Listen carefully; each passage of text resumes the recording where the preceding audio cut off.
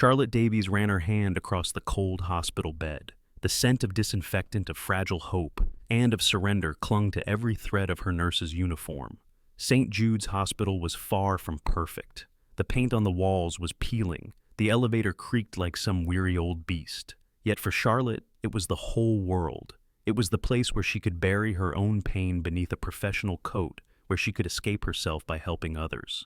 It had been 3 years since the night that her grandmother passed away. A phone call, cold and abrupt, delivered the news. She hadn't been there. She had been busy with an emergency, another patient, another stranger. That regret haunted Charlotte like a ghost every time she saw lonely elderly patients whose time she knew was running out. She tried to do everything she could, not out of duty, but because of something deeper within her, a desperate yearning to atone. Today was a day like any other. She moved down the corridors, her footsteps soft against the worn tiles.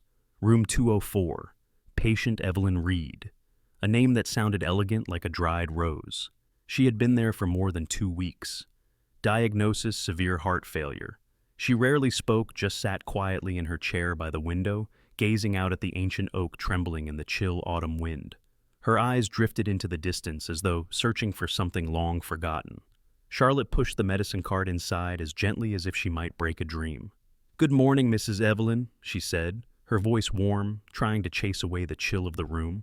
Evelyn only gave a faint nod, her gaze never leaving the window. Her face was lined with the years, but her eyes were still bright, a strange gray blue. Charlotte knew those eyes had witnessed much. Evelyn was a mystery. No relatives ever came to visit. Her medical record was sparse. Charlotte had tried to talk about the weather about television shows, but Evelyn always replied with short-clipped answers. Still, Charlotte felt an odd connection, perhaps because both of them carried some unspoken loneliness. That afternoon, Charlotte decided to change Evelyn's bedsheets. Evelyn had drifted into a light, restless sleep. As Charlotte bent down and pulled the pillowcase away, her hand brushed against something hard and flat. Carefully, she reached beneath. It was an envelope, old and yellowed, nearly the same color as the linen itself. There was no name, no stamp. It had clearly been hidden there for a long time. Charlotte picked it up, her heart thudding. She hesitated. This was her patient's privacy. She had no right to read it. But curiosity and a powerful intuition overcame her professionalism. Slowly, she drew out the paper inside. The sheet was thin with age, the ink faded. It wasn't a letter, not exactly, but more of a confession, a written prayer to soothe a soul that had been tormented too long.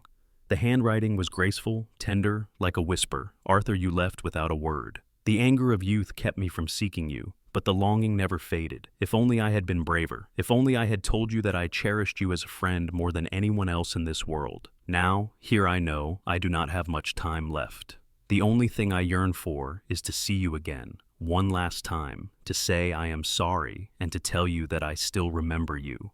The oak tree in our garden has grown tall, but it can never fill the emptiness you left behind." Charlotte read the lines again and again. She felt every word, every sorrow, every regret. It was not just a letter, it was a confession, a cry from the heart, buried under a pillow for so many years. The letter beneath the pillow, a moment that defined everything. She folded it carefully and placed it back where she had found it. She looked at Evelyn, who slept now, with a peaceful face. Charlotte knew Evelyn was not just a patient. She was a human being, with a story, with a past full of beautiful memories and scars that had never healed.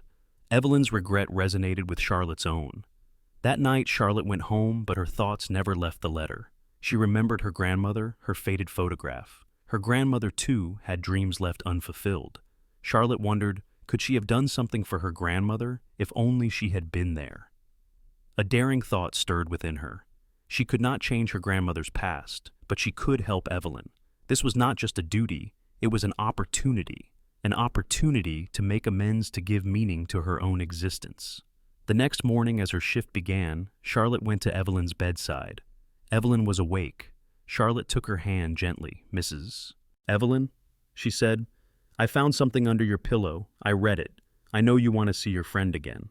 Evelyn looked at her, her eyes no longer distant but filled with surprise and a touch of shame. She wanted to speak but couldn't. Tears rolled down her wrinkled cheeks. Charlotte squeezed her hand. "I will find him for you," she said, "not as a promise but as a vow. I will do everything I can." Evelyn's eyes brimmed with gratitude and astonishment. After so many years, a stranger, a young nurse, was standing before her, declaring she would attempt what Evelyn had believed impossible. In that small hospital room, a vow was made. A journey had begun. Not to save a life, but to mend a soul. This was the story of the letter beneath the pillow. And it had just begun. The letter beneath the pillow was no longer a secret. It was a plea, an echo from the past. Charlotte sat by Evelyn's bedside, the elderly woman's trembling hands clutching the yellowed envelope. Her eyes met Charlotte's not with suspicion, but with absolute trust, as if she had been waiting for this moment her whole life. Arthur. He was my only friend. Evelyn's voice was frail like a thin thread. We grew up together in a small countryside village. Our summers were golden wheat fields, the river's calm surface reflecting the blue sky. He was the only one who understood me, understood my longing to paint, to dream, to soar. Charlotte listened not as a nurse, but as a friend. She absorbed every word. Each memory Evelyn spoke came alive in Charlotte's mind like slow-motion film. Memory 1. The wooden bridge in dreams. They sat on the old wooden bridge spanning a small stream. Evelyn in a simple cotton dress, Arthur in worn overalls, both 10 years old. Evelyn held a piece of charcoal sketching on a scrap of weathered wood. It was a picture of a small house with a garden full of flowers. This is where I'll live. Arthur, she said, her eyes sparkling, a little house where I can paint all day. You'll come visit me, won't you? Arthur smiled a sunlit, earnest smile. I'll come. I'll bring you a gift from faraway places I've traveled. I'll be an explorer roaming the world, telling you stories about oceans and snowy mountains. They had made a promise, a child's promise, innocent and absolute. Memory 2, the lost letter and separation. The misunderstanding began on a rainy afternoon. Arthur told Evelyn he had won a scholarship to study in America. He was overjoyed and promised he would write to her every day. But in his words, Evelyn felt a distance, a sense that he would leave her behind in that little town and never return. She had flared up in hurt. So, you're really going, leaving me and everything here, she said, her voice breaking. He tried to explain, but Evelyn's pride kept her from listening. She turned her back and walked away. The quarrel ended in painful silence. Arthur wrote a long letter full of excitement, but also sorrow at leaving. He asked a friend to deliver it, but the letter never reached Evelyn. She waited. Day after day, she went to the post office, but nothing came. She convinced herself that he had forgotten her. Anger, disappointment, and hurt hardened into a wall that separated them forever. I didn't trust him, Evelyn whispered, her voice shaking, pulling Charlotte back to the present. I thought he had forgotten our promise. I was so angry. All my life I lived with that regret. Charlotte listened every word from Evelyn, a reminder of how fragile human bonds can be. A single misunderstanding, a lapse of trust could shatter something precious. Do you remember where he lived? Charlotte asked gently. Any clue at all? Evelyn thought for a long time. I'm not sure. He moved after returning from America. I heard he lived in a coastal town. The name, I don't recall, only that there were many seagulls there. So, we have a name, a possible profession, an explorer, though it may not be precise, and a location, a coastal town, Charlotte murmured. That's a start. That evening, instead of going home to collapse in fatigue, Charlotte went straight to the public library. It was an old building filled with the distinct scent of aged paper. She began with old phone directories, yellowed and frayed.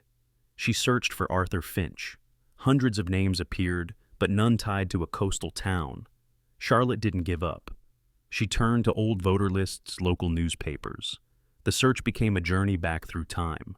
She met an elderly librarian who had worked there for over 40 years, a living archive of local history. I'm looking for someone named Arthur Finch, Charlotte explained. He left around the 1940s to study in America. The librarian pondered, then her eyes lit up. Arthur Finch, such a clever boy. I remember him. He was Evelyn's closest friend, the baker's daughter. People in town used to say they'd marry one day. She smiled warmly. She pulled out an old high school yearbook.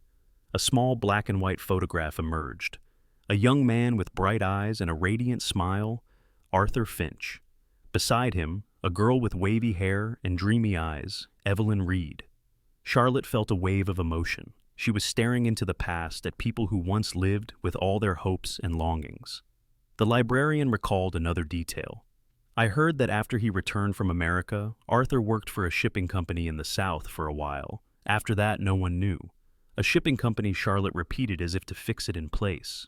That means he moved closer to the sea. With this clue, Charlotte pressed on. She searched for old shipping companies in southern England. Dozens of names appeared. She began making calls, her determination burning. Most companies had dissolved or no longer kept old records. Despair began to creep in. Was she being foolish? Was this just a dream chasing a shadow?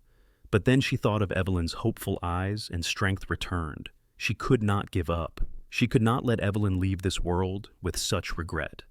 Finally, after dozens of calls, an elderly man from a retired shipping firm picked up. Arthur Finch. Sounds familiar. Yes, he worked here for a time. Quiet man, but very kind. He moved away after retirement, said he wanted to live by the sea. I recall him mentioning a small town in Cornwall. Cornwall, Charlotte nearly shouted. Do you know which town? Not sure, but the name rings a bell. Falmouth? Yes. Falmouth. Charlotte hung up, her heart racing. She had enough. Falmouth, Cornwall. A full name, a precise place. She had done it. She had found Arthur Finch. On a sunlit afternoon, Charlotte returned to Evelyn's room. Evelyn was asleep, her face serene. Charlotte placed a wildflower on the bedside table, a small bluish-purple blossom she had picked along her walk. It looked like the one Evelyn had once sketched. Charlotte gazed at her and realized this was no longer just a task. It was redemption. She had helped Evelyn reclaim a lost piece of her life, and in doing so, she had recovered a part of herself. Evelyn's silence was no longer loneliness, it was anticipation. And that anticipation was about to be fulfilled. The next day, Charlotte began the true journey of searching, not only through old directories, but in person. She requested a day off and set out driving. The road from the hospital in the Cotswolds to Falmouth, Cornwall, was no short stretch. It was a long route winding through lush countryside, narrow, meandering roads, and ancient towns. She felt as though she were driving backward through time from the hopeful year 2000 into a distant past she had never known. Charlotte had already checked Falmouth's phone directory. 3 men bore the name Arthur Finch. She called the first. A young man answered, his voice full of life. Ah, that was my grandfather. He's passed away. Disappointment pricked at Charlotte, though she remained polite. My grandfather worked in a shipping company, he added. Charlotte realized she might have traced the wrong path. Perhaps he had a cousin, the young man suggested, but had no further information. The second call reached an elderly man, his voice frail and weary. I am Arthur Finch, but I never worked at a shipping company. I was a school teacher, now retired. Charlotte thanked him and hung up. A heavy sense of dismay pressed upon her. Perhaps Evelyn's story was nothing more than a sad fairy tale. Perhaps Arthur was no longer alive, or no longer wished to remember. Charlotte chose not to call the third number right away. She wanted to see for herself. She drove into Falmouth, a small coastal town with stone houses and the cries of seagulls overhead. The air was steeped in calm and nostalgia. She drove slowly, taking in every street and house. Stopping at a little cafe fragrant with freshly roasted coffee, she ordered a cup. What brings you to Falmouth? The cafe owner asked warmly. A strong urge rose in Charlotte to share the story. She told her about Evelyn and Arthur, about the letter hidden beneath a pillow. The woman listened, her eyes wide. What a touching story, she said. You know, there's an old man living at the end of this street, also named Arthur Finch. He lives alone, and his garden is beautiful. A spark of hope lit up in Charlotte's chest. Did he work in a shipping company? She asked. I'm not sure, the woman admitted, but he loves the sea. Every day he goes down to the shore and sits there gazing into the distance. Perhaps he's waiting for something. Charlotte thanked her and went straight to the end of the street. There stood a small house with a garden overflowing in flowers of every color.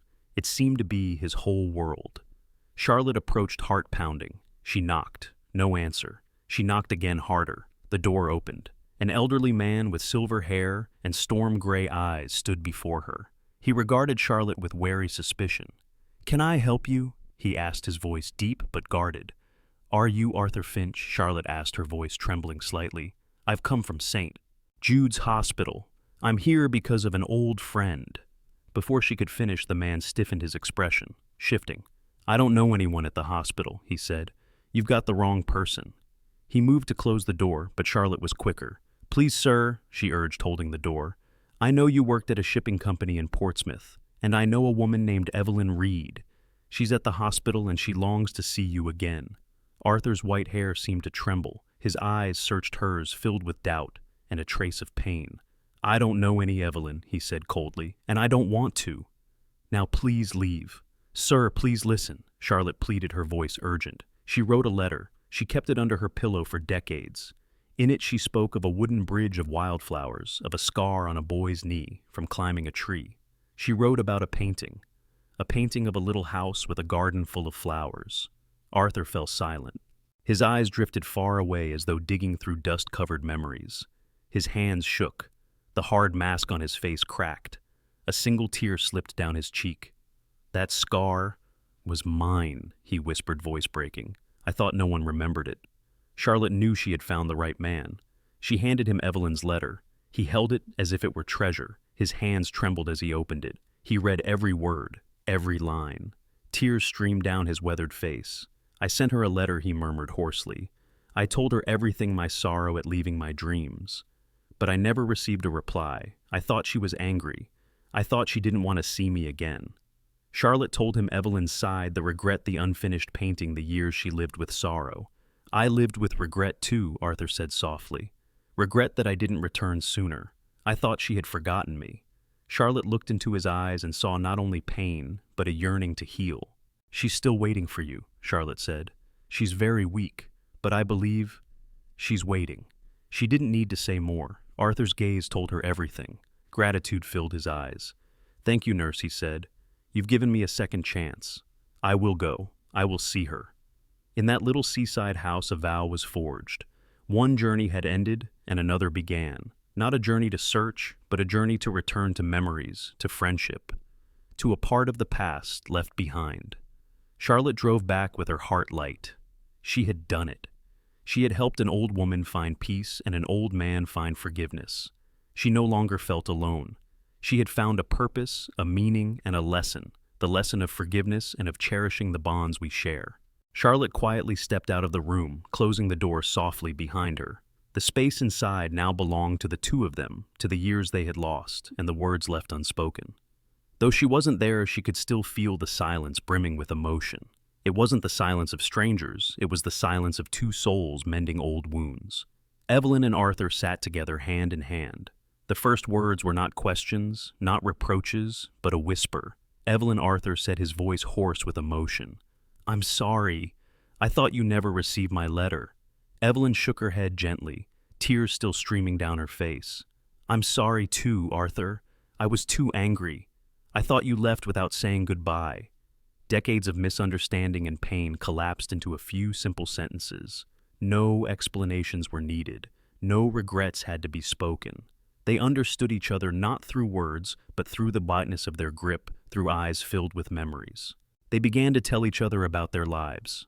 Arthur spoke of his years in America, of trying and failing to get letters to her. He became a marine engineer traveling the world, but always carrying an emptiness. He never married, never had children. "I lived a life full of journeys," he said, "but I never truly found a home. My home has been here all along." Evelyn told her story too. She had married, but never had children. Her husband was a good man, but she could never share with him her dreams of painting, of adventures. She lived a peaceful life, but something was always missing, the connection, the soulmate who had grown up with her. She spoke of the unfinished painting, the pain of giving up her passion. "I thought if you never returned, then our dream had no meaning anymore." They talked all through the night about joys and sorrows alike. They laughed at childhood mischief and cried at the memory of parting. Arthur told her about his garden in Falmouth, where he grew many flowers, especially carnations, Evelyn's favorite. "I always imagined one day you would return, and we would care for the garden together." Evelyn's eyes glistened. "Arthur," she whispered, her voice frail, "you still remember." "I never forgot," he said.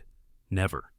The next morning, Charlotte entered the hospital room. She found them still sitting hand in hand, but their faces had changed. The sorrow was gone. Smiles lingered on their lips. "Good morning," Charlotte said, her voice trembling with emotion. "Did you talk all night?" "We had much to say," Arthur replied, his smile radiant. "And all of it is thanks to you." Warmth spread through Charlotte's chest. She hadn't just reunited them, she had given them life again. "Mrs. Evelyn," she said softly, "you look stronger." "Yes," Evelyn said, "but my time is short. I know that. Yet I'm not afraid anymore. I was able to say I'm sorry, and I've seen Arthur again. That's all I need." Evelyn asked Charlotte for paper and a pencil. Her hands trembled, but she began to draw. It was a small sketch, a portrait of Arthur, his silver hair, his radiant smile. Slowly, carefully, she captured every detail as if trying to preserve him forever. "This is my final drawing," she whispered. "This is the image of you in my heart." Arthur held her hand tightly. "Don't say that, Evelyn. You'll get better. I'll take you back to Falmouth and we'll tend the garden together." But they all knew that was impossible. Evelyn's body was too weak. She had lived too long under the weight of regret, and now that the burden was lifted, her body could finally let go. She smiled a peaceful, fulfilled smile and whispered, "Thank you, Charlotte. You've given me the greatest gift of my life." That afternoon, Evelyn passed away gently, peacefully. She held Arthur's hand, her face still wearing a smile of contentment. No sadness remained. She had found peace. Her passing was not a tragedy, it was a release. She had lived with regret, but she departed with love and forgiveness. Arthur was by her side, and he knew he was no longer alone. Their bond did not end here, it had become eternal. Charlotte stood watching Arthur, a man who had lost his dearest friend, but had found new meaning in life. He did not cry. He only smiled, a smile tinged with sorrow, yet filled with gratitude. "You gave us a miracle," he said to Charlotte. "Thank you." Charlotte had learned a lesson. Life does not always grant a happy ending, but what matters is how we live, how we love, how we forgive, how we treasure each fleeting moment. The letter beneath the pillow was not just a story of friendship. It was a story of life itself. Charlotte stepped into Evelyn's hospital room. The space, once heavy with quiet, now felt emptier than ever. The bed was neatly made, the sheets crisp and white. The vase of wildflowers Charlotte had brought still stood there, but its petals had wilted and drooped. Only the chair by the window where Evelyn had so often sat watching the world still seemed to hold the warmth of a story just ended. Charlotte stood silently, taking it all in. The room carried a peculiar stillness, not one of sorrow, but of peace. Evelyn was gone. Yet she had gone with a smile, with a hand held tight, with an apology spoken after decades of silence. A few minutes later, Arthur entered. His eyes were red, but his face carried a strange serenity.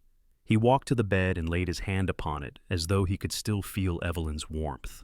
He said nothing at first, just stood there in quiet reflection. Then he turned to Charlotte, his gaze heavy with gratitude. "You gave us a miracle," he said, his voice raw. "You didn't just save a life, you saved a story."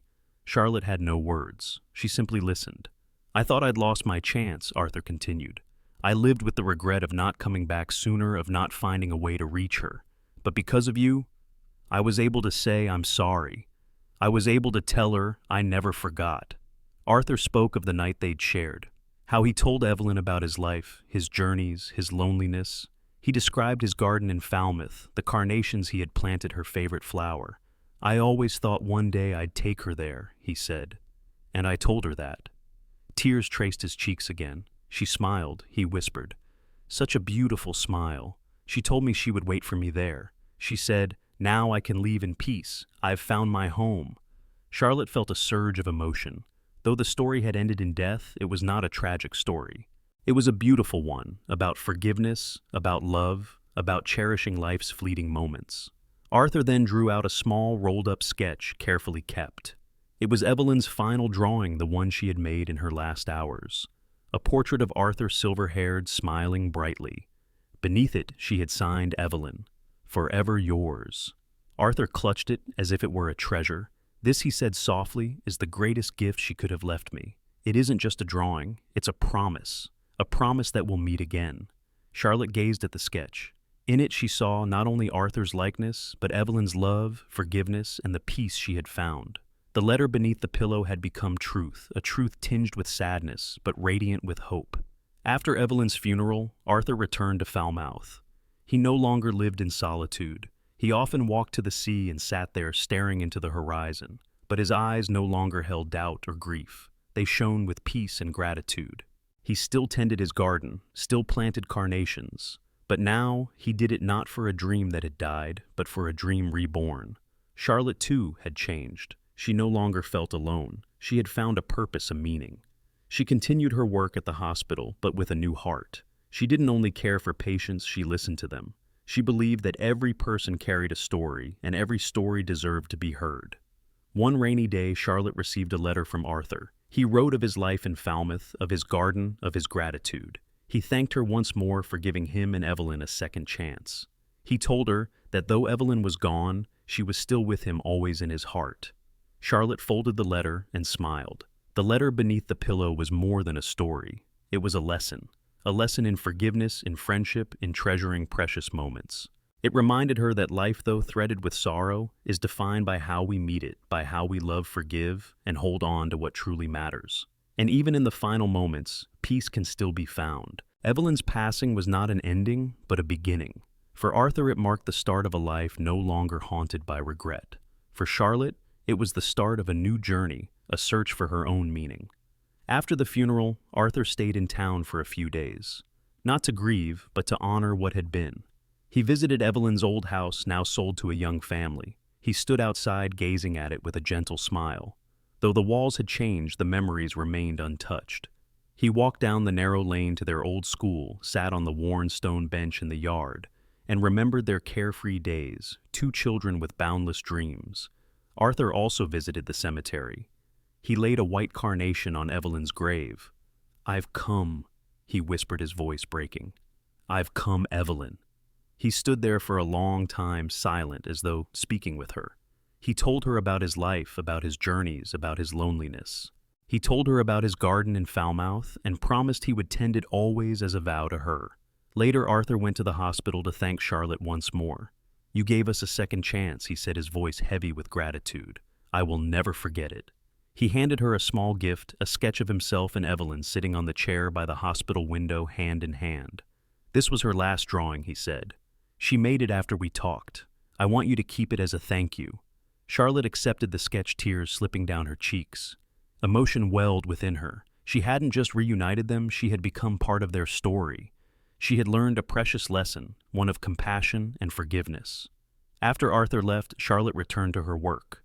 But she was different now. She no longer felt weary or alone. She was still a devoted nurse, but now she worked with a new heart. She didn't just care for her patients, she listened to them, shared with them. She believed that every person carried a story, and every story deserved to be heard. From Evelyn and Arthur's story, Charlotte had learned something vital.